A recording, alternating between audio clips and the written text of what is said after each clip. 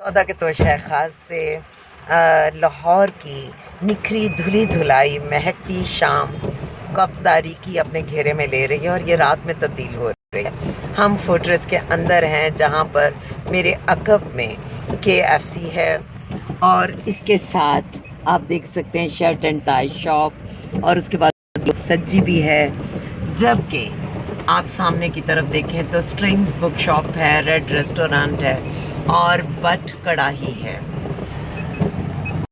मेले लगे हुए हैं। ईद की वजह से लोग भीगते नहाते धोते ख़रीदारी में मसरूफ़ हैं और मैं ज़रा आपको बैक व्यू में दिखाऊं कि सड़क पानी से कैसे भरी हुई है, आप देख सकते हैं। मगर लोगों को इसमें भी मज़ा आ रहा है और लोगों को क्यों, मुझे भी बहुत मज़ा आ रहा है।